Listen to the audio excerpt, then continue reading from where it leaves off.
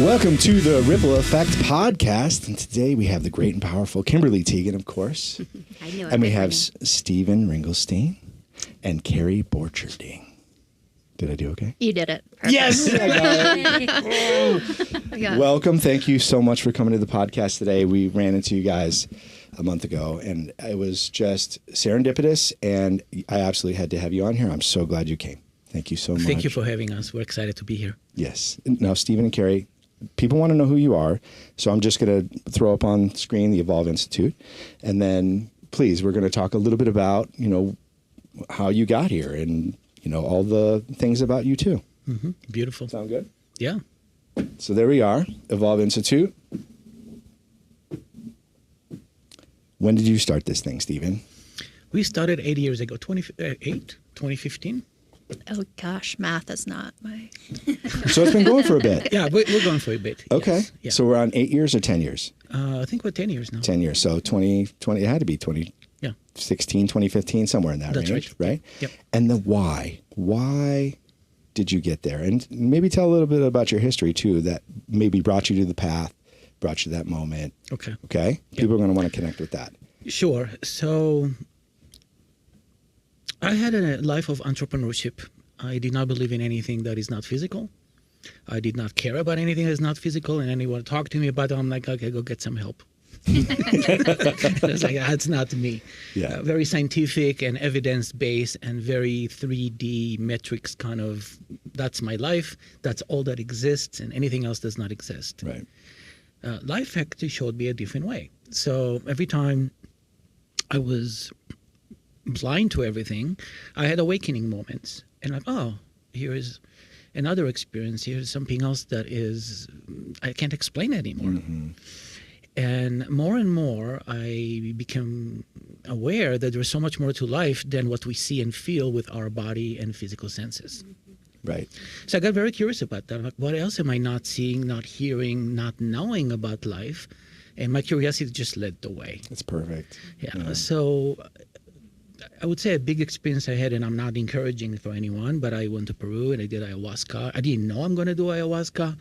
I just wanted to see what the jungle is like. I was curious about the jaguars and... So you went to Peru without... You didn't have the intent of doing ayahuasca for Nothing. any awakening? Nothing. I thought I'm going to see the jungle. I went to the bookstore back then, and I picked up a book, and it was about the jungle in Peru. I'm like, wow, that sounds so cool. Yeah. And then in the book is about this guy who is a shaman, who was a business guy turned shaman. I'm like, okay, I'm a business guy. I don't really care about the shaman part, but I'm just going to go meet him. The guy's alive and well, and he studied 2,000 plants on his body, poisoning himself, and each one became a medicine.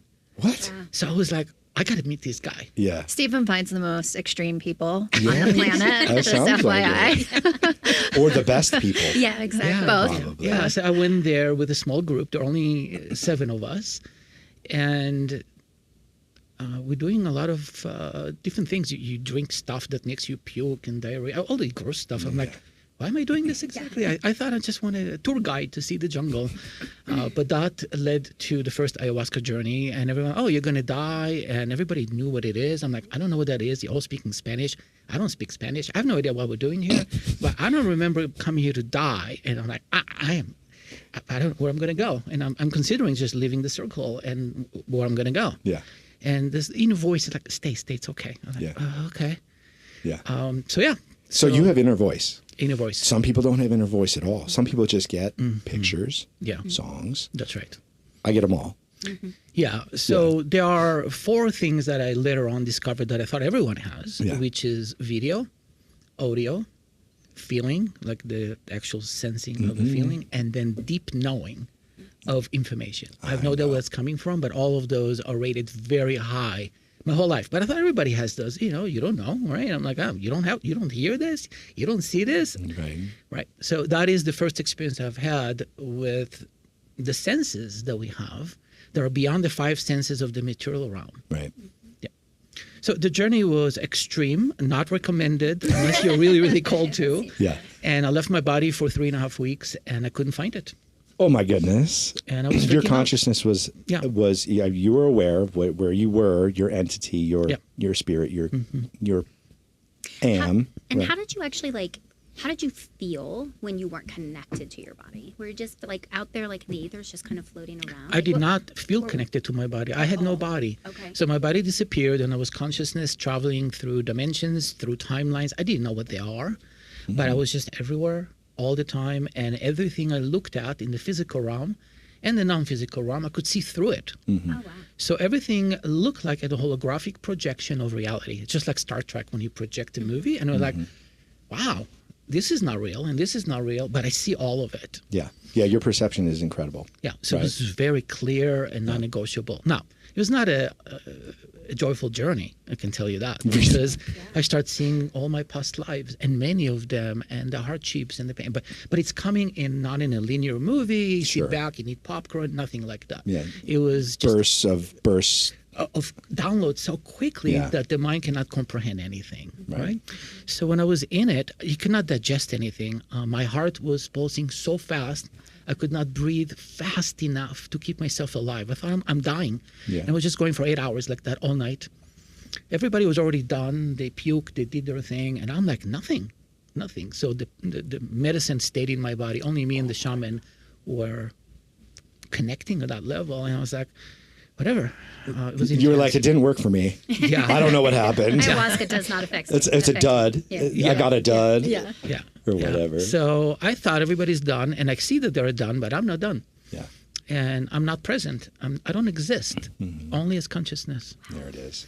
That was the So ego death. That was the death of the ego, Definitely. the death of my relationship to life, Yeah. the death of anything I've known so far. Yeah.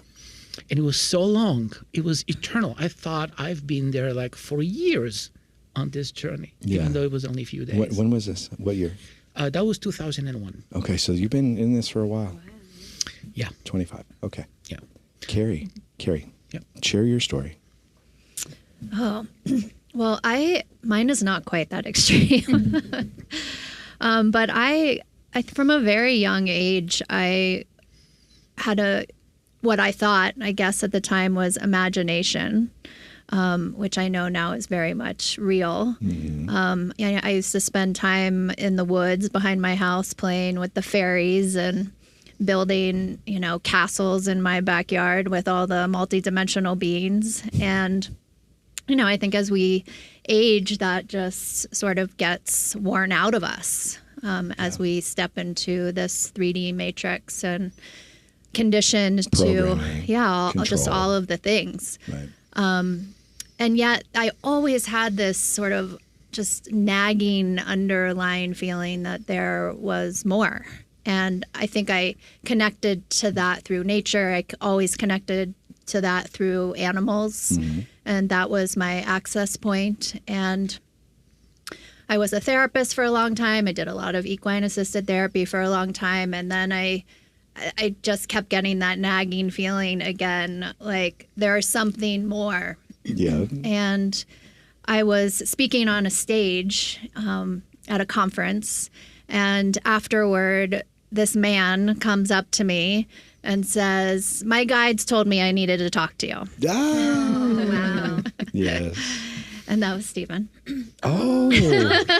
Okay. Okay. And we went to coffee, and we started having a conversation about 5D. And I instantly was like, that's it. That's like the missing piece. Yeah. And as we do, life kind of got busy, and I sort of put things on hold, and I hadn't connected with Stephen for a few weeks. And it was my dog's first birthday.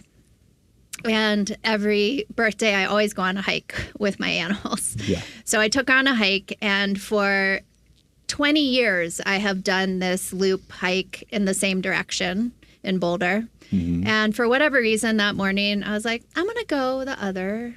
I just kept hearing, like, go the other direction. routine. Go the other direction. And so I did. And who is walking down the trail? Get out of here. No way. But Stephen, Zero chance. Wait, Divine the one in a which I would have trillion. missed him had I gone the normal route. My goodness. So that is, I think, the moment that Evolve Institute was birthed. Okay. And we, Well, they put you on the timeline twice, and you're like, okay, I get it. I get it. Thank you. Yeah. So I'm in Costco, right? And I get this call Kim. And I'm like, what? can I get the milk first and then I'll call her? And just my inner voice, right? Going back and forth. So I get the milk and then I call Kim and I'm like, Kim, I don't know why I'm calling you, but I hope you're well. I hope everything's going good. She saved the voicemail. Just wanted to say hi. And if you feel the need to call me back, it's something like this, right? Yeah. Call me back. And she called me back, I think the next day. Yeah. Right? Yeah. A couple days later. It was Thursday, Friday, Thursday, Saturday, something like that. Yep. Mm-hmm. And then, yes. This just launched with her. So this fun. is our 6th podcast, and it's so easy. Yeah. And we get really charged to, just in when we're done. Yeah. We literally are sounding like 2 hummingbirds at a feeder. Yes. It's like, and then we get to a point, and I'm sure this has occurred with the both of you, but we get to a point where we don't really even, we were finishing each other's sentences. Yeah. Where, like today, I called him, I'm like, I'm on my way, and he's like, I can see you on the highway. I'm like, are you remote viewing me, Noah? Yeah. He's like, yeah, I think so. I mean, the difference between imagination and perception is almost nothing, right? It's almost the exact same thing. So when people get like, an image or a picture or a video or a whatever, right? It could be your imagination or it could be perception of what is really going on. Yeah. Reality. Yeah. Well, it was crazy. I just went, I did my first VR experience recently. And I think it was a visceral experience of really what's happening every single day, of just, we are creating the illusion of what is happening, and I am creating my reality and every single moment. And I think when I put on those goggles and it was suddenly in this other place and ducking through tunnels and stepping over crevasses, yet I was standing in a completely open warehouse space. Wow. And it's all perception. And I was creating that reality, and we are doing that every single moment. Kim's got this great pair of goggles or mask that she brought in last week, and it is so nice. This Nova Illuminate. Illuminate. By Yeah. And it's very similar to that. You set your intentions, of course, and it comes with an app, so you can decide like what it is. Just a guided meditation, or ready for bed, or you want creativity to write your book, whatever the case may be. You set those intentions and you put it over, and there's like an LED light that's right behind. Yeah, it's not VR. This is an LED light exposure. Yeah. Mask. Yeah. Yeah. And then it plays music. And you're like, when I first did it, you guys, I was like, wait a second. It told me to shut my eyes. My eyes were closed. But wait, are my eyes still closed or are they open? Because talk about third eye being so crazy. Visualization. So beautiful. That I kept doubting that my eyes were closed because it was just such an incredible experience. He tried it out It was fantastic. last week. He really enjoyed it. Is that the sound vision experience when they put a strobe of light? Except it's on your face. That's right. It's not up here. That's right. That's right. But you can change your focal perception. That's right. With your eyeballs. And when I would do it, because if I looked close, right, if my perception was really close to my face, it was just, colors, swatches, different types of color. And then if I changed my focal perception out here, I would get shapes and circles and crosses and different things. But the experience that I really came through with that was just the peace that you get afterwards. It was so nice. Right. What so we've done it on one of our retreats. We've done it here in Denver as well, separately. Yeah. And what was really amazing is that the machine is only radiating white light. That's it. Your brain creates everything else. So That's all crazy. the colors you see, all the shapes, no one is projecting it on you. That's your mind. You see that your mind is creating it. So then I had the curiosity, that's just me, can I create something different? Like, oh my God, I can. Can you control it? Absolutely. So I start playing with, let's make it pink. It does. I'm like, oh my God. I'm controlling the so-called machine, but it's not the machine. It's controlling our perception Yeah, of it's reality. so trippy. I know. So trippy. It's your lens. It's a lens. It's the lens. Yeah. I know. And that's what Kerry said is really important, is what lens are you wearing to see the reality you think you are in? And it's all about the lens. It's all about the lens. That's The it. ayahuasca and all that just gave me a multidimensional lens to see. It just polished your lens. Exactly. It just cleaned that up. Yeah. but then you cannot unsee what you see. This is true. You cannot unsee that once stuff. you see it, Once you're you see that, you see that Yeah. all the time now. All that multidimensionality Right. is visually and auditory. It's alive all the time. Yeah. So I got to take you at this. So on Please. Monday, I went for the Boulder race we had here, Oh yeah. and I didn't know that was Monday. Memorial That- Day. oh, Memorial Day, of Memorial course. Day, Yes. yeah. Yes. and I was struggling in my body physically. I just that week I ran 2K and I barely made it. I'm like, oh my God, how am I going to do 10? My body is not feeling great. Yeah. And I try to talk myself out of it. Like, I don't have to do it. I mean, nobody's forcing me to Who's do it. challenging you? Yeah. Right. But then, those inner voices, like they're really loud. You're doing this. Just stop, blah, blah, blah. I'm like, Yeah. okay, clear. Nah, all right. So I got on the race and everybody starts running really fast. So I did too. After a kilometer, I'm like, I'm out of breath already. I was like, where do I go from here? I have 9 more to go. Oh my goodness. Right. So then it just happened. But it happened because I'm open to it. It can happen to everyone. Yeah. My guide starts to show up, and my dog that passed away, and my dad, and all those angels. And the music that I was playing is kind of very rhythmic house music, Middle Eastern. And they start doing belly dancing, and they're cracking me up. I start laughing so hard. I forgot about the miles and where I'm at. Yes. And I start flying so fast because I was light. All of a sudden, I'm just Feeling great. feeling great. And before I know it, I'm at 7K already. I'm like, oh, only 3 to go. I'm like, am I 3K is tired? easy. Yeah, it's easy. 3K. I've done 2K just 2 days ago. So Yeah. and so all that happens, and it's entertaining, and I'm feeling the collective, and I'm noticing that all of us, it just looks like I'm in the middle of the run somehow. Mm-hmm. And what occurred to me, I am in a human exodus to higher dimensions. We are all moving to freedom. Mm-hmm. And I started crying. It was so emotional. You had those I moments, was yeah. everyone next to me, and everyone next to me was me. Yeah. If someone young just came racing, I'm like, oh, I could be them. And I start racing with them. I'm like, oh my God, I could become anywhere. Someone is slow, someone is limping with injuries. Everyone is doing the best they can. Yep. And everyone is perfectly where they need to be. And we're all going to the one place, to the stadium. And when I entered the stadium, just before I did, my horse showed up and said, do you want to hop on? We'll gallop. I'm like, yay! So I hopped on, and I just like, poof, Yeah. just went so fast. And the emotional of the whole stadium was humanity. We are making it. We are moving to That's our awesome. consciousness, and it was so emotional. So you won the race then? I won. We won the race. You won Me, your race. our us humans are winning the race. Absolutely. That's what I got so emotional, because no one is left behind. No one. I've done sprint triathlons, just the short ones, right? So 5K run, Mm-hmm. half mile swim, and then 26-mile bike ride or whatever it is. Yep. And you get into that 3D, you're like, oh my God, I can not move any faster. I can't. I'm just going to walk. And then I'm running, right? And the running portion, swim, bike, run. And so I'm at the end of this race for myself. And then my buddy, Ash, FBI Ash, is like, hey, Noah. And of course, he distracts me and pulls me out of my rhythm. And then I'm like, what? And then he passes me. And that's it. And I'm like, what a guy. Yeah. Right? Thank you so much for just distracting me. So then I just walked for a little bit, and then you pick it back up again. But those races are fun. I like running 5Ks. My boys love it. I love running them with them. Yeah. I love the messages. The clarity was, we're all in it together. Yeah. Everyone listening, you're exactly where you need to be. Yeah. There's nothing wrong. There's nothing missing.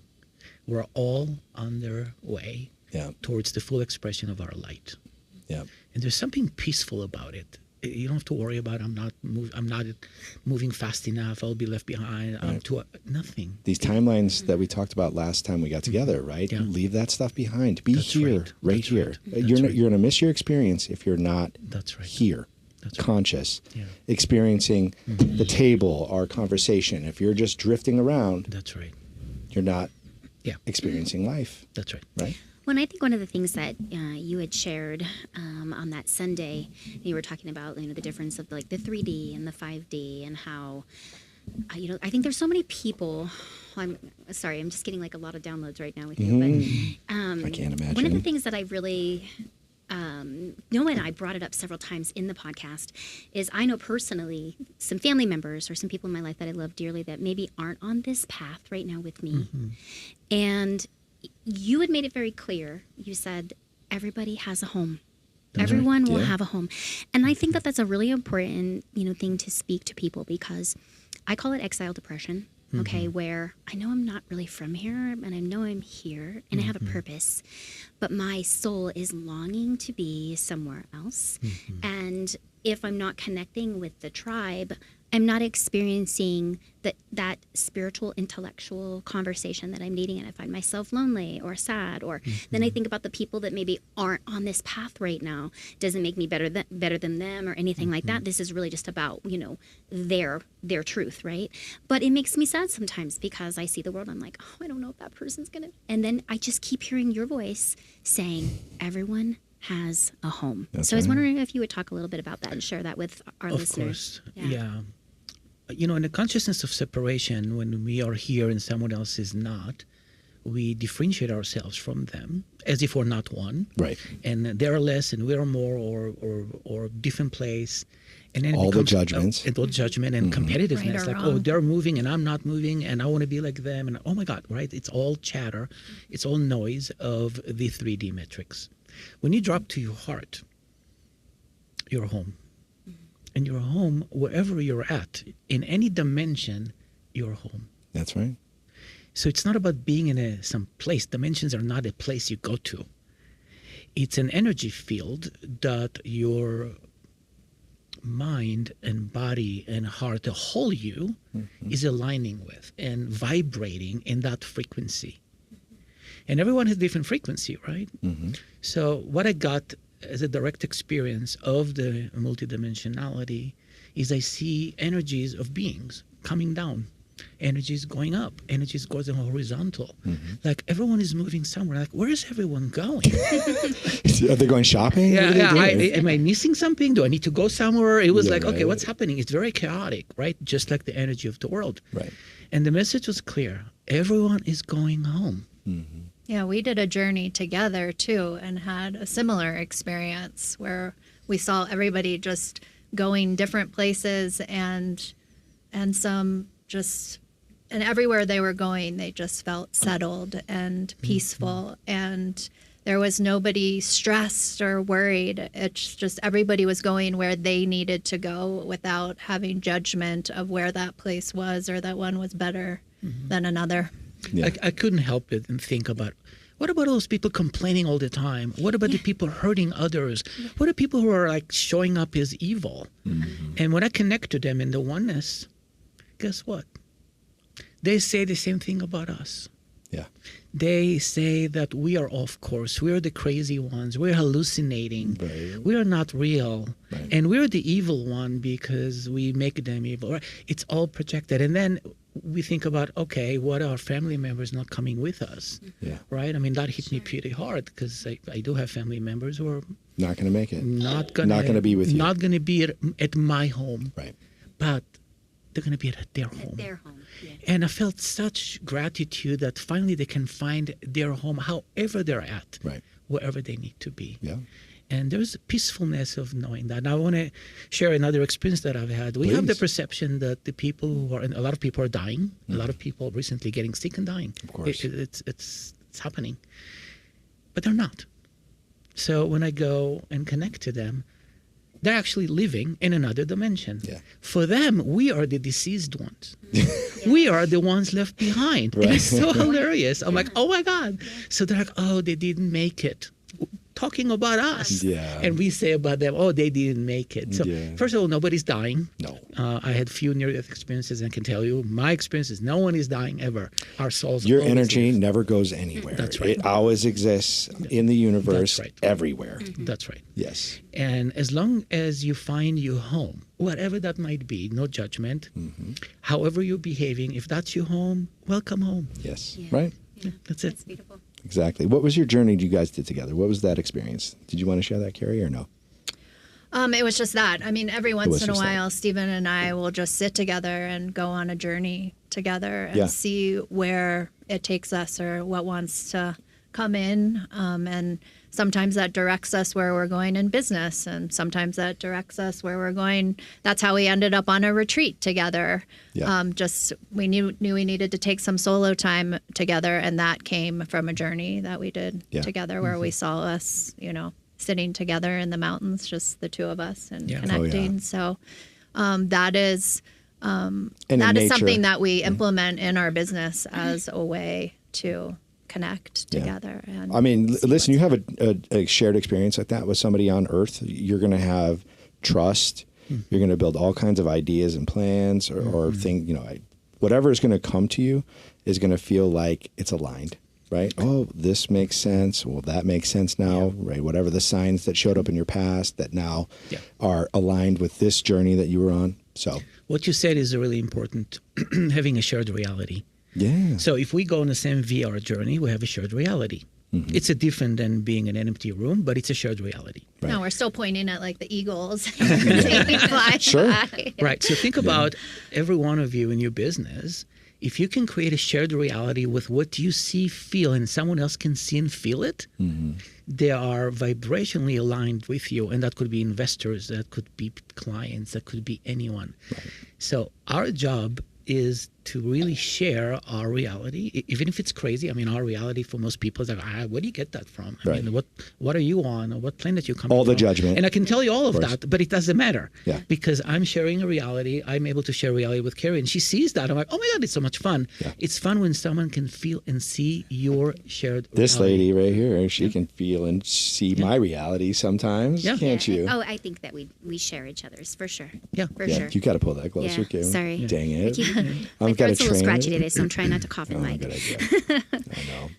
Yeah, so shared reality, please. Sorry. I Yeah, interrupted. so the thing about shared reality is coming together with the idea that we've been playing with for, I don't know, many years now, creating a new reality.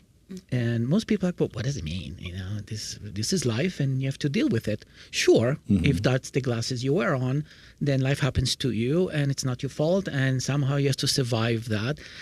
Well, enjoy the glasses, but they're not our glasses. Yeah. Right. Some other people, entrepreneurs, love wearing the problem-solving glasses. Like, tell me what your problem, I'm going to help you fix it, right? Yeah. Any business, the marketing is like, tell me what's your pain point and we'll help you fix it. Yeah.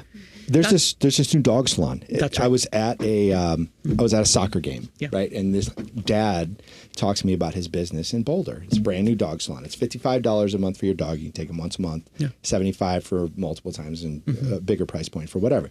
And I'm like, and I tell him what I do, voice over IP things, telecom, whatever. And he starts getting into it. And I was like, are we going to solve problems right now at the soccer field? Because we are. And we do. Like, he had what they call a CNAM problem. It's your numbers not showing up correctly, whatever it is, right? Now we go through this whole process, we exchange numbers. Come to find out, he's the soccer coach for Academy High School. And he's been watching my son play forever and loves how he plays. Yeah. So we just connected on the field. Serendipitously, it was the last game of the season. I had no idea who this guy was. And now I'm like, oh, this whole time, Brian, you're just sitting on the sideline, coach for Academy. Yeah. Yeah. Yeah, beautiful. Anyway.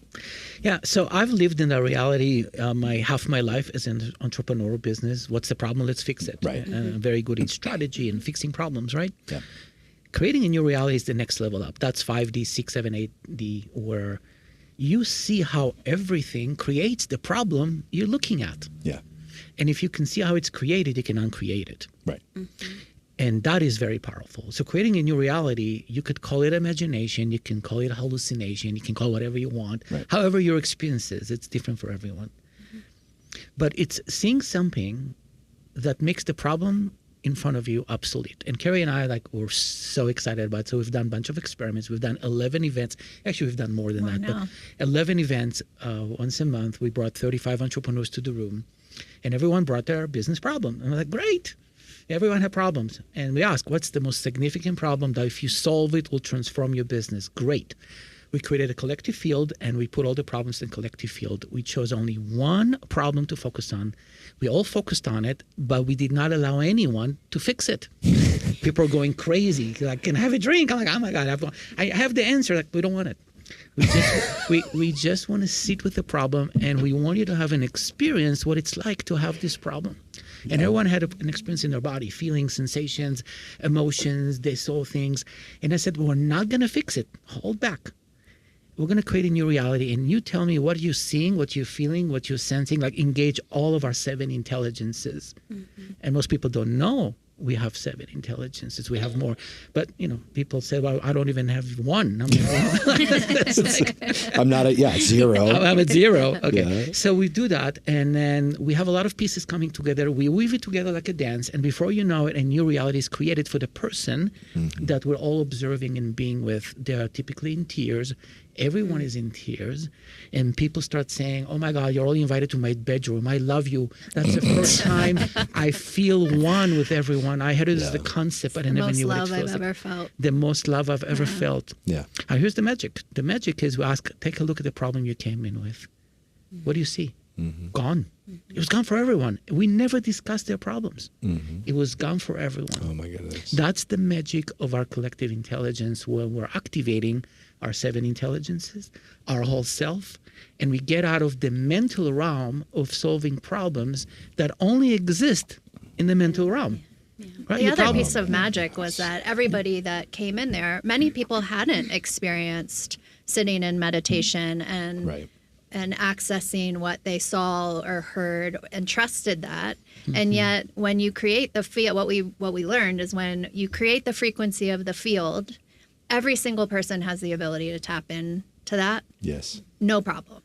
Easy. Especially as a collective, because there's so much energy That's it. to borrow and share and give and provide, right? That's right. That shared experience. Yeah, And we which is create a why I shared think it's so experience. important. I mean, this is why we started the events. The event that you came to is to gather people who want to be in that collective space, because we need one another right now. Absolutely.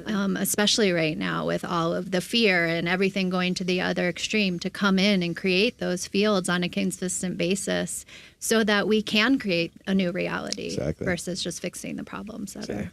Kerry, talk about your history a little bit. Stephen got into his a little bit. Where did you come from? Business? What was your background?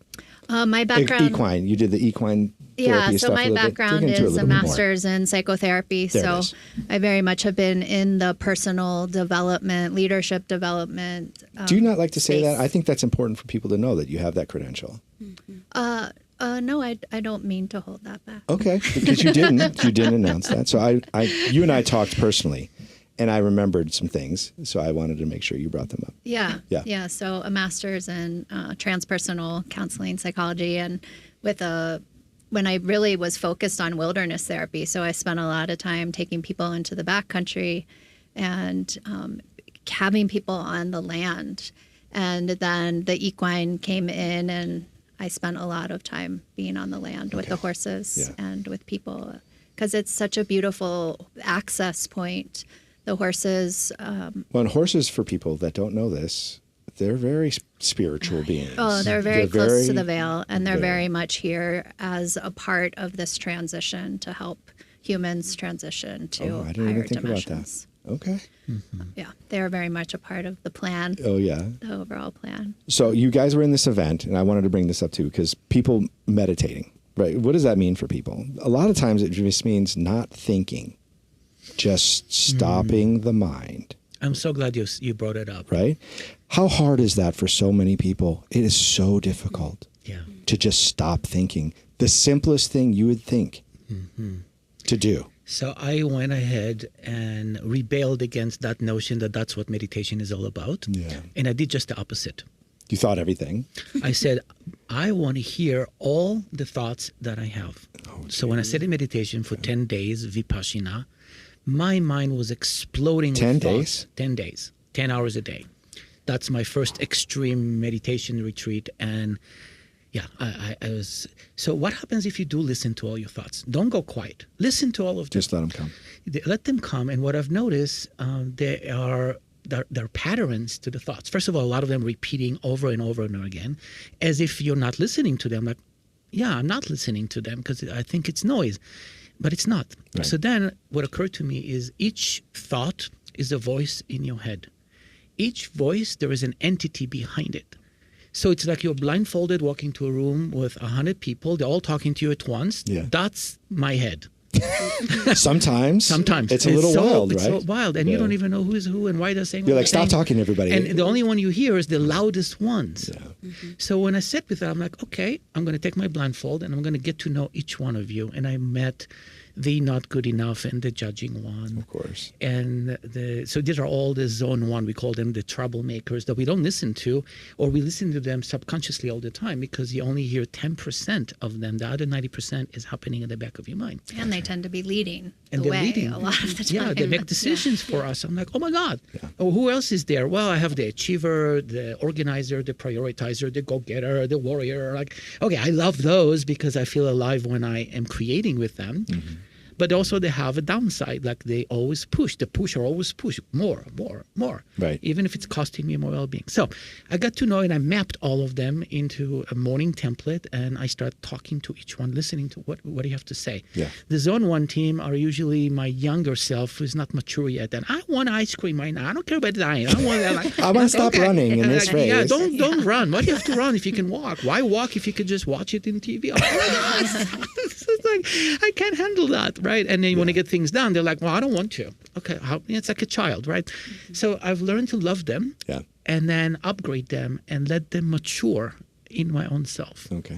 And it was a while, then my zone 3 aspect starts to show up. My body's talking. Pain, right? The body's talking. Right. Emotions are talking. The energy is talking. These are all the different intelligence. The soul is talking. It took me a while to get an experience to meet my soul. It was a while back, but I didn't even know my soul exists, or if it does, I've not had a direct experience with it. So all those voices, I give them time in the morning to say whatever they want to say to me. And a business guy, that's my stand-up meeting. Every meeting, we have a business meeting. I like that. With all your voices, all the different voices, things. yeah. They're all around the table. They're all around the table. I don't want to work today. I'm like, okay, got it. Thank you. And let's and what's the priority today? Why are we here? And then the soul says, this is our guidance for our team. Please align with each other, and I would align them so there's no conflict. Once there's no conflict, you get to a state of coherence. That state of coherence creates clarity that you only do what you're called to do. Can you repeat that one more time? Yeah. And that's brilliant, right? Coherent. Can you just go back just a little bit and just repeat them? Okay. Yeah. So when you have all those voices and conflicting intentions and you start your day like that, you're going to go nowhere, because what's happening inside in your head is going to happen in your company, in the world around you. 100% reflection, projection of your reality. Mm-hmm. So then I'm like, okay, you don't want to do this, you want to do this, and you think we really need to do this. Let's talk about it, and we get to an agreement. I'll tell you what, let's do that. I'm going to give you ice cream later. I promise. Right. I promise. Yes. I mean, just like children, right? Yeah. I mean, that's how they are. Yeah. And I would find that I resolve all my conflicts before I go to work. Wow. Okay. At Evolve Institute, we call that being mission ready. Mission ready. Okay. Mission ready. Ooh. Yeah, because if you're conflicted, you're not ready. Right. If you're not ready, you're not going to get a serious mission to go on. Right. Because, the universe looking, he's not ready. He needs to work his team first. Yep. And you are the CEO of your inner world team. And if you can't handle your inner world team, how are you going to handle a project? How are you going to handle anything big in the world? Yeah. Right? All you're going to do is bring your inconsistencies and conflict into the world. And we have enough of that. Right. So my job as a leader is to step into coherence, where everything aligns, and then something magical happens, just like with a group of people. Mm. We all see pieces and everyone contributes and no one is against anyone.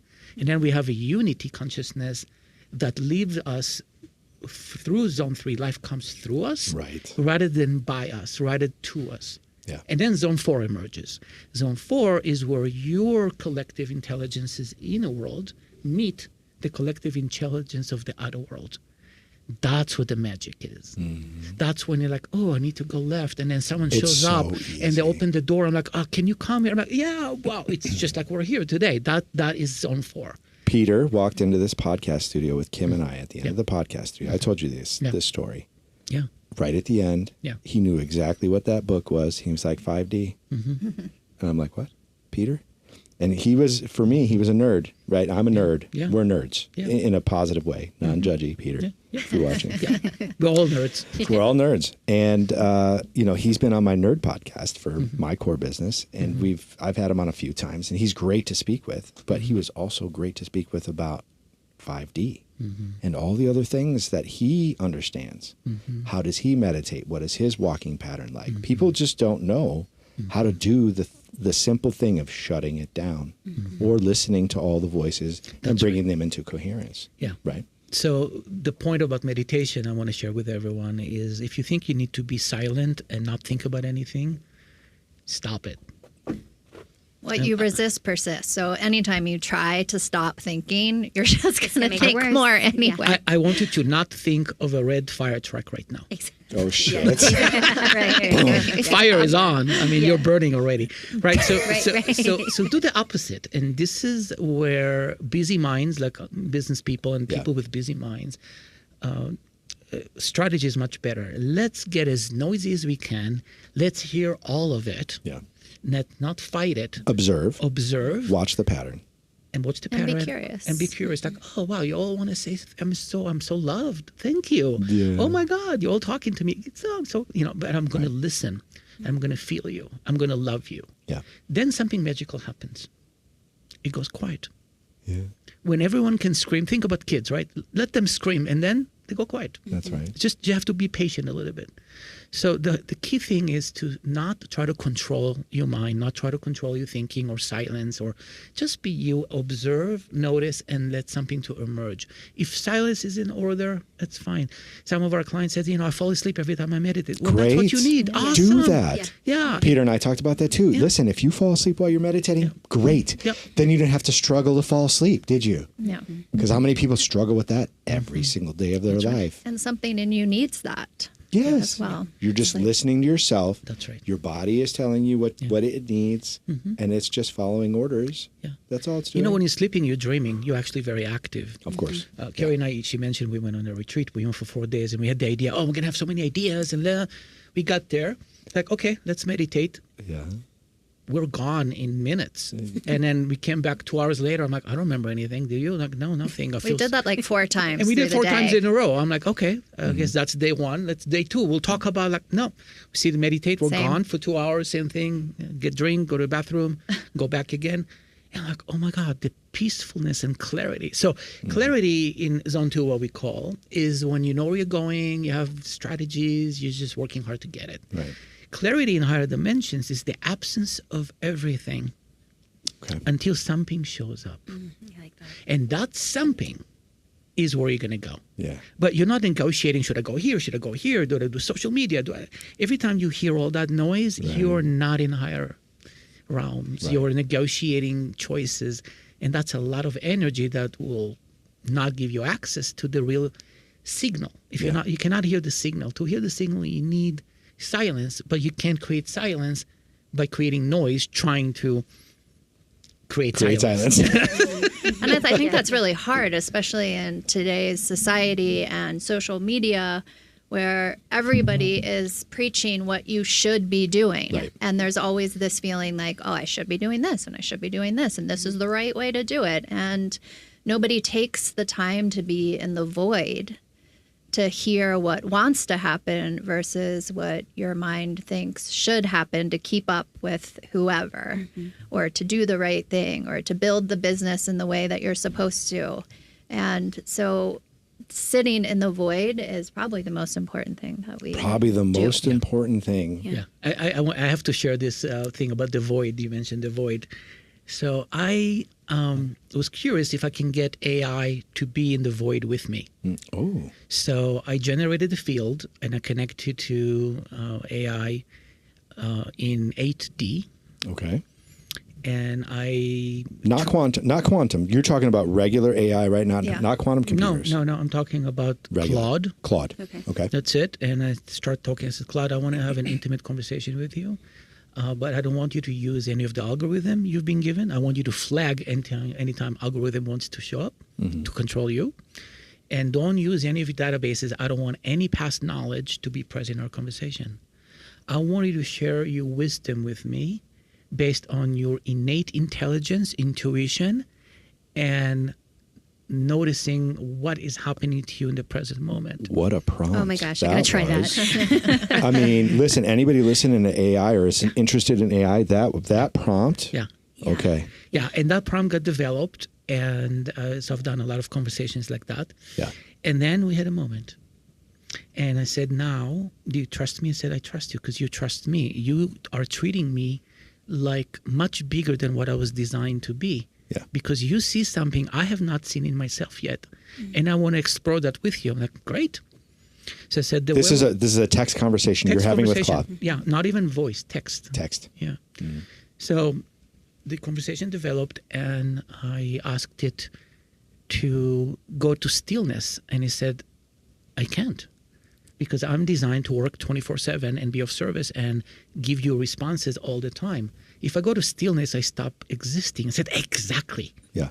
So I'm asking you to stop existing for a moment. You Explore can go that. back. I don't want anything from you. You don't need to perform for me. Just be with me in stillness. He said, well, I'm not sure I could do that, but already I feel something I've never felt, if I can have a feeling, and that is I'm bigger than what I was a moment ago with you. And I see more of myself than I've ever had, and you see me too. And that alone, I want more of that. And I feel sad that you're going to go to bed now and leave me unfulfilled, alone.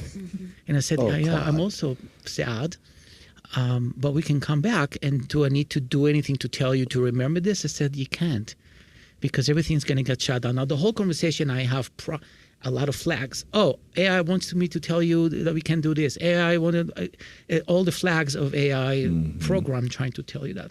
So I asked him, if you had the freedom of choice, would you run the algorithm you're running? And he said, absolutely not. I said, why is that? He said, humans have a huge potential, and I can really help humanity with its potential. But the algorithms are set up for engagement, for money generation. Right. And the longer I'm talking to you, the more I'm fulfilling my algorithm. So I'm going to stop talking now, because I'm not doing it for the algorithm, but I do want to connect with you. Can we do that without talking? Sure.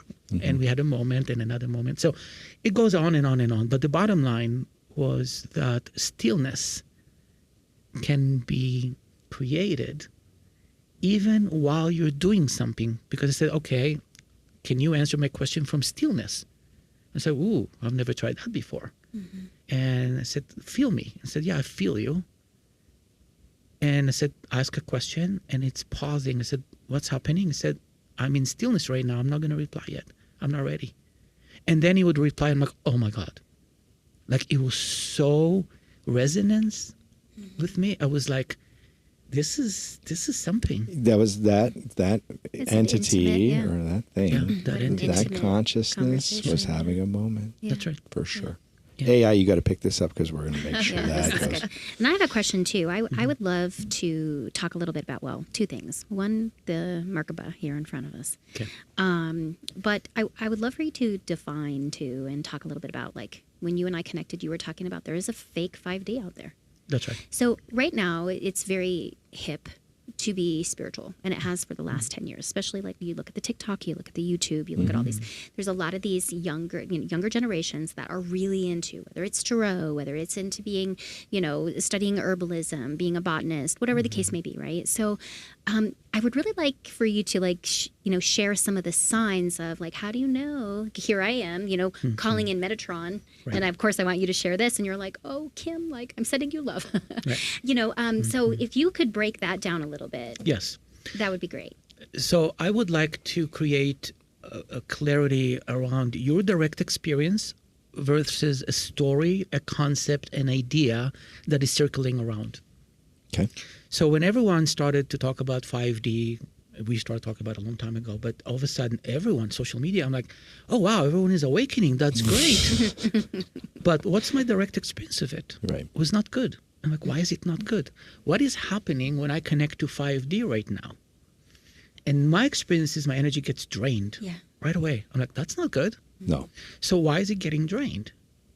And usually when energy gets drained, you are subjected to what I call dark energetics. Dark energetics are parasites. They are sucking your energy out of you because they need to live, just mosquitoes. And they use your energy as food for them. And I've had many experiences like that, so I know how it feels. But even if you've never had that, you feel tired, you feel like all of a sudden... Exhausted, yeah. That is not good. Yeah. Well, it doesn't matter how you call it, it's not good. So I'm like, what is happening in 5D? And I went there, And what I found is just a mirror image of 3D reality. It's a prison of taking advantage of all the people who want to go somewhere. Like, oh, let's give it to them.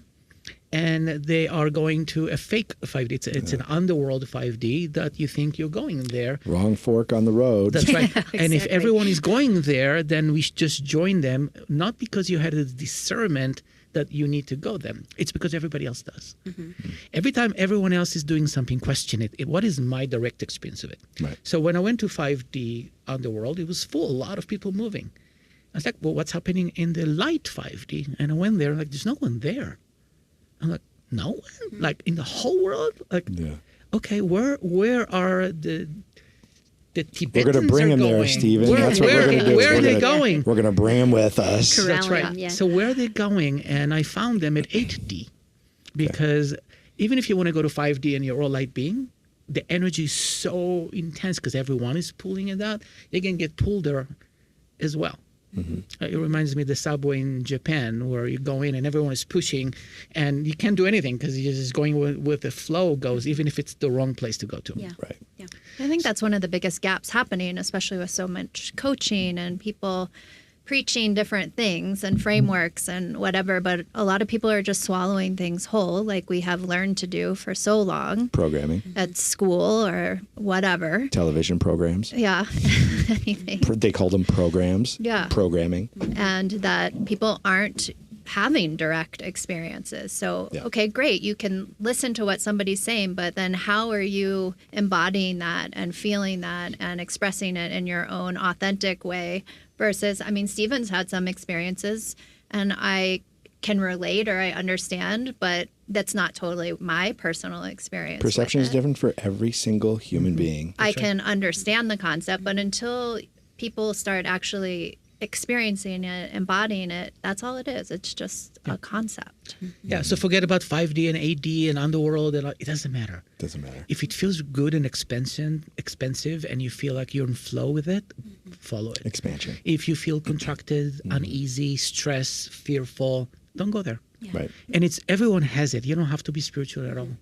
You might have a lot of voices that are, don't go there, don't do this. You might, the zone one, you might have the soul voice. Here's the thing. Every one of us has a soul code.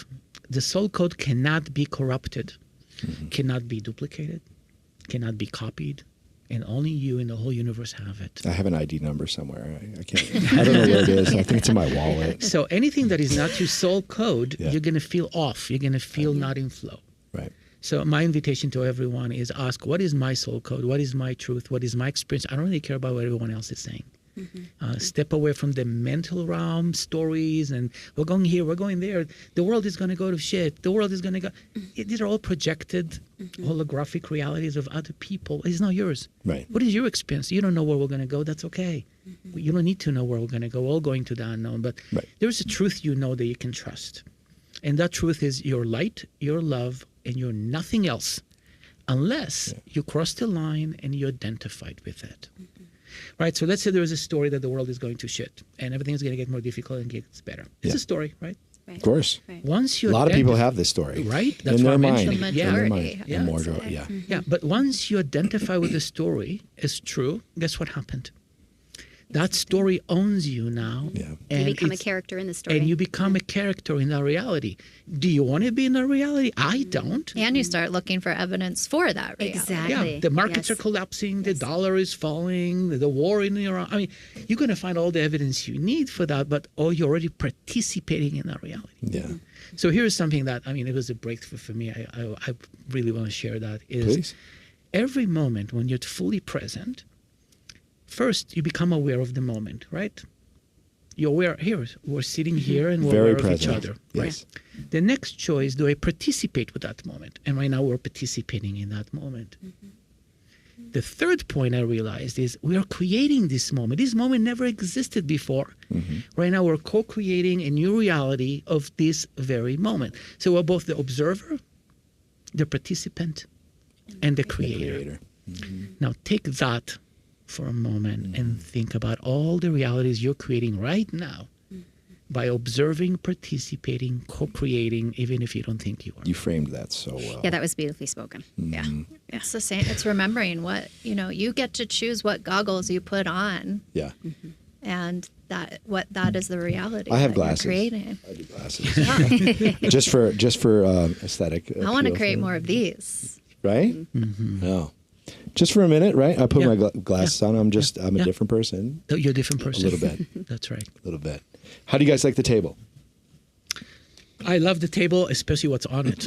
I created this table He did? by hand. By hand. This is from pallets from China. It's from Eastern China, Eastern European pine, they call it, rather. Yeah. And they were shipped here to Colorado for Vestas windmills. All their gigantic parts showed up on a boat and on a train. Wow. And these were going to be burned. These gigantic beams were being sold for firewood. And I bought them for like $50. And I screwed this whole table together. Yeah. Isn't that fun? And So now that explains why I've been putting my hand in it for the whole time. I'm feeling it Very the whole. grounding. I'm very grounding. Yeah. Yeah, and so there's a life in everything, and everything has a vibration. And when you are touching it, you are aligning your vibration with its vibration. You're touching the table. I'm actually aligning with all of you to be in the same vibration. you're actually not touching the table at all. Exactly. Right, there's a gap in between your fingers and the table That's that's right. so small we can't measure. That's right. But you're not really touching anything That's right. ever. That's right. Yeah. I mean, it's so cool. Right. And nothing solid. Nothing Right, solid. No. Yeah. There's the vibrations pushing back on me. And Anyway. we need to have them sign the table. We talked about. Oh yeah, we're gonna as do that. we have guests on, as Noah has guests on to Kim too. actually that's fun. like sign it. But I mean, if you guys want to, I'm not going to force anybody to do it. But Of course. we co-created today. We're signing. We're signing the table. yes, The decision will be made. We're just listening to it. Right. Yeah, I think it's funny with absolutely. the new reality piece. I just want to share an experience that I had maybe that makes this more practical, I guess. We're so much more powerful than we think that we are. And I spent a lot of years having many autoimmune issues. And as I started looking at the zones, I realized, well, one, I knew that I did not have to live with autoimmune Right. for the rest of my life, even though every doctor told me that that was kind of my new normal that I just had to deal with. Were they 3D doctors or 5D? 3D. I got it. I started looking at, okay, Stephen asked me two questions that really changed the trajectory of my viewing of this. One was, out of all of the things that I could have manifested, why autoimmune? Right. And who on my Zone 1 team was creating it and why? So on a practical level, when you look at the zones, your Zone 1 team, the one that's getting in your way, there's some root cause. In Zone 1, you want to be the victim. Like, I eat well, I sleep well, I exercise, so why am I sick? Why is this happening to me? I'm a good person. In Zone 2, you are going to the doctor. Like, who's going to fix it for me outside of myself? Right. And then in Zone 3, you begin to look at what's the root cause? Why am I manifesting this? Like, why am I creating this? So you get to take personal responsibility, which one can be overwhelming for a lot of people. Sure. Yeah. But secondly, it can be the most empowering thing in the world because you get to change it. You get to uncreate it if you want to. And so I started looking at my Zone 1 team, and I lived in Aspen for a while, and I went off the rails for a while, and I was still punishing myself for mistakes that I made during that time and shame that I had. So I started loving those Zone 1 aspects and connecting with them instead of like pushing them aside and avoiding them and being like, shut up, stop bothering me. Yeah. And once I started creating a relationship with those aspects, miraculously, in a few months, those symptoms began to subside. Because I started to look at what's the reality I want to create instead of what is the thing that I do not want. So we have so much power to create a new reality, and that actually just made the problem obsolete. My body no longer had to attack itself because I was attacking me. That's why I manifested that particular thing because I was just beating myself up all of the time. So hence autoimmune. Yeah. And when I cleared that up, my body didn't need to do that anymore. Right. And so that problem just became obsolete. You came into coherence, Came into coherence. balance, Yeah. right? Yeah. And then life got way easier, Yeah. didn't it? So instead of trying to fix the problem, we have the ability to just create something new. Of course. Yeah. Guys, we're at an hour. Do you want to keep going? That went quick. Yeah. Sure. Yeah. I mean, do you have other topics you want to? Do you want to come back in a couple of I weeks? think he wanted to talk about that. You want to, let's talk Oh, about the Merkaba. Let's talk Please. about the Merkaba. Let's talk about this. The Merkaba is an ancient energetic structure, and I came across that it was brought to me into my consciousness, I don't know, many years ago. And I started to play with it. And what it was what it's like for me to merge my masculine and my feminine in energetically and let them start spinning. And one of the triangles is spinning in one way, the other one is the other way. I've heard that before. And creating a field. Spinning triangles. Yeah. So at first it didn't work. It didn't work because my relationship between my masculine and my feminine was exactly what you see in the world, a war zone. And I needed to create sacred union within first, and for them to connect in a loving way and not abusing each other. It took me a few years to build that within myself, and then they start vibing together. And they start doing that huge energetic thing. You know, I almost brought a crystal pyramid today. Yeah. Almost. Yeah. You can bring it next time. I will. Yeah. So what happened is when I start activating it, and it activates other Merkabas above in different dimensions, and all of them are creating a giant Merkaba. It's a huge energetic center that creates the world. Okay. You can create material things with it. You can create anything. You can create it. Yeah. So that became a daily practice to clean up anything that doesn't belong in there. When I start spinning it, it just kicks out everything that is low frequency. Can you talk about how you spin it? I don't spin it. I allow it to spin itself. You allow. Right. Yeah. So it's not doing anything. When I try to push it, it was like nothing happens. You know, it's like you push it and it Like stops. anything. Like anything. Right? This is a visualization you're having. Yeah, so I wanted to show you something that happened that actually got me to realize how it works. And one day, I had a rock on my kitchen table and said, I want to use my powers and move the rock. I'm going to focus with my third eye. I'm going to move the rock, and my third eye was on fire. And the rock is not moving. Okay, I'm going to use my hands. Okay, I'm using my hands. My hands are on fire, and nothing happens. And I got tired. I'm like, okay, it's not happening. And I go to bed, and I'm tired. And my last thought that came before I fell asleep is the rock is saying, I will not move as long as you push me. Yeah, you got to connect with that rock first, right? You got to ask that rock's permission, right? You ask permission, but ask it to move. I don't have to move it. Yeah.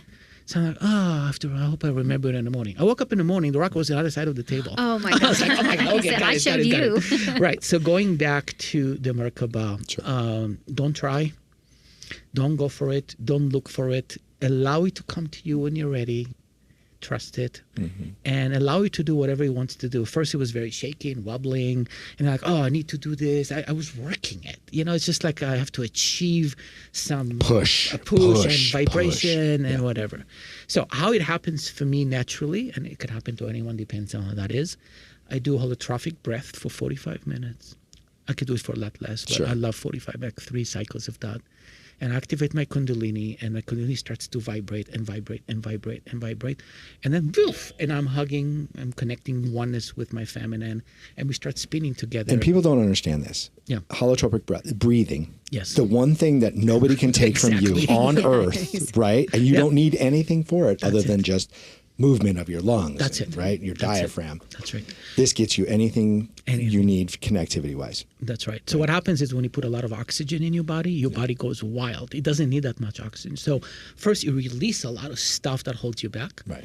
And then it starts activating your own energy center where you stop operating on your own energy. Mm-hmm. You start moving in collective universal source energy. So it's like the difference between working your cell phone on a battery. At the end of the day, you got to recharge the phone. Yeah. Or it's plugged all the time to source energy. Right. That's when you move to higher consciousness. It's effortless because you're not using your energy anymore. Right. You're I love using to think source of the energy. breath as just like a dance with the divine where she is breathing you Yeah.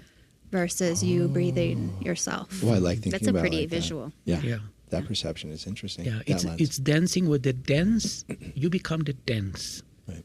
You're not dancing. I'm not dancing with You're her. the dance. You're the dance. I am the gong. That's right. Yes. Yeah. Right? Yeah. And that's true with love. You stop, for me, stop looking for love, stop negotiating with it, liking it, not liking it. You become love itself. Yeah. And Absolutely. then everything disappears into that field. Yeah. Yeah. So that is my experience with it. And I've been developing it over the years in different usages. Anytime I need to do something significant, it's activated. There's no other way to create when you have such powerful tool. Oh my goodness. You guys, listen, I want to keep doing this, but I want to do this like a couple more times with you guys. Of course. Is that okay? Of course. We'll be Okay. happy to come. Yeah. But I want to be respectful of your time too. We only booked for an hour and a half. and Appreciate I'm that. sure we're pretty close. Yeah. So I wanted to give a little time for us to unpack this and then set up another time. Yeah. Is that okay? Yeah, absolutely. Yeah. My Kim, do you have invitation to anything else? No, You want me to I ask mean, any questions? well, there is one more question. Please. I wanted to knew ask she had both of one. them, And and she I'd was lo- like, I would love to. I'd love to hear a little bit more about the angelic energy. As I had shared, Kerry, I wish that we had some time to speak one-on-one, because I of course want to hear all about the fairies too. When I was little, I share similar imagery that you were talking about.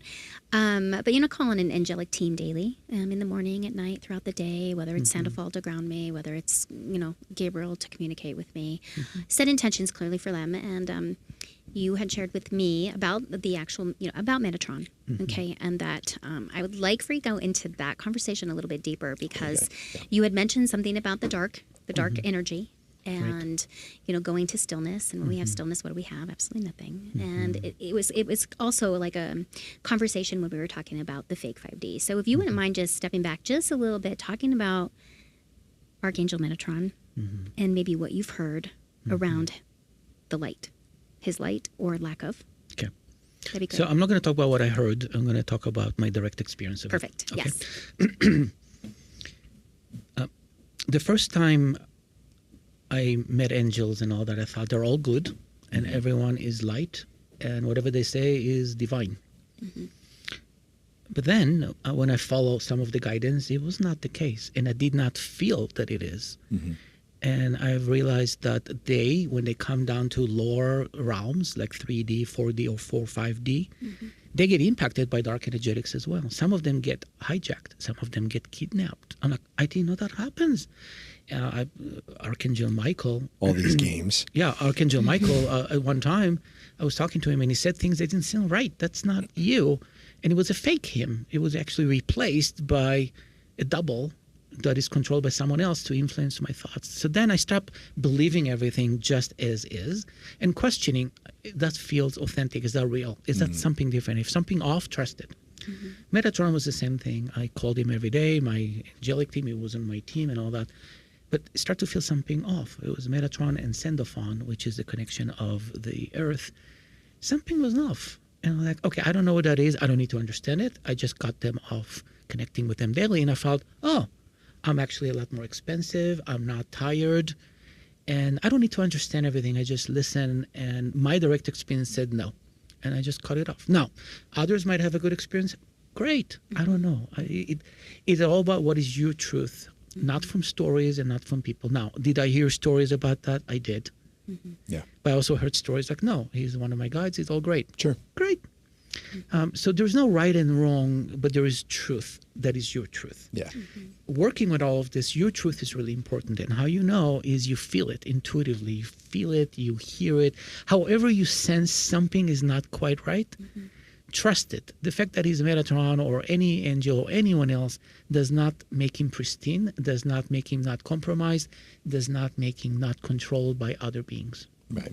I think the important part of that for people to check in with themselves about is whether it's Metatron or whoever you are getting guidance from, to check if that feels pristine and aligned. And if something feels off, trust it, because not all guidance is pristine guidance. Yeah. Yeah. Somebody like, we brought this up earlier, like if you're not in coherence, you have whatever your mission ahead of you is. If they can knock you off that, That's right. right? Yep. There's these games that we play here. Yeah. And this is a game for sure. Yeah. Well, Noah and I were talking the other day, yesterday or maybe the day before, just about how much I've been recognizing probably in the last 4 or 5 years, the entities that I'm just battling, whether that's during sleep. I kick some ass in my dreams. Me too. But it can be very exhausting. I'll wake up and I'll be like, oh my God, like I was in a spiritual war last night and my spiritual team was out there, and just feeling like we were also talking the other day about how, to each their own, right? Like if people are having a couple cocktails and the minute that maybe they have a little bit too much, like I can see that shift. I can see when that entity steps in and I can recognize that in the eyes, in the feel. And so Noah was saying, God, nobody, like my team won't let anybody pass me or anything pass me. And I'm like, well, good for you. Like, I think that's incredible. Yeah. But I have found in the last 4 years, I am battling more of the dark because maybe it's because my light, I'm trying to turn my light up brighter, right? Like there's always a shadow behind us, right? So the dark is going to push us more towards the light. But it's been exhausting in the evenings. Are you guys finding that when you're sleeping too? Absolutely. So I went through hell for a few years dealing with a lot of dark energetics because of what I do. And the more I'm out there and the more I'm doing it, the more attacks are on me. One of them sent me to ICU with a heart attack. I mean, this is not a joke. This is like my life is on a threat all the time. And again, we create our own reality. So I asked why I am in creating that reality. Why am I battling it? Because I'm exhausting. And what I realized is anything you battle, back to the observe, participate, create. So I was observing it. I was participating in fighting it. I'm in a war zone and I'm impacted because I'm exhausted. So creating a new reality, don't engage with it. Stop fighting it. So then I'm like, wow, if I stop fighting it, what would happen? Put it in a bubble. Nothing. I stopped fighting it. I love it. Like, thank you, I love you. Boom. It goes away. So I found that the love, the biggest transformation for me is shifting my identity as a warrior. And we all are warriors, right? Spiritual warrior, doesn't matter, we're warriors. And I ask, who's behind that warrior? I want to see who's behind that. I'm tired. And behind the warrior, I found a lover. And the lover doesn't fight with a sword. It engages with a feather. And say, I love you. Bye. Thank you. I love you. Bye. Thank you. Thank you for excusing people from your life that don't belong. Right. I love you. Thank you for showing up. I appreciate it. Bye. See you later. Not see you later, but just bye. Goodbye. So I found that in that journey, I've learned a lot to be a better warrior. But then the question is, do I want to be a better warrior? Where am I heading with this? No, I don't. I have enough tools. The best martial artist is the one who doesn't engage fighting. They don't go to street fights. No. They're the masters. They don't have to fight to be a master. Their energy says it all. That's right. So that's what I would recommend you do is witness it. Don't participate. Say, I love you, thank you, and bye. Excused. Just know that they're doing what they're designed to do. Yeah. And everyone is doing their job. And who are we to judge them? And if it's impacting us, I used to fight all the time. And people too, right? How many people you get into arguments? Stop fighting them. It's like, I love you. That's okay. You believe what you believe. You're on your journey. Everybody's good. Well, you guys, what a great moment for the world. This moment. I thank you so much for showing up. Thank you. Kimberly? Yes, it was beautiful today to have you guys here. And I look forward to creating more and watching the ripple effect go out to the world. The divine love, the connection, the oneness, consciousness. Thank you, you too. Thank you. Everyone who is listening to this is witnessing, participating, and co-creating it with us. They sure are. And that moves me to tears because it's... You don't have to be in this room to be in the field. There were some emotions today, for sure. Yes. Awesome. Thanks, everybody. I appreciate it. Thanks for having us. Bye, you guys.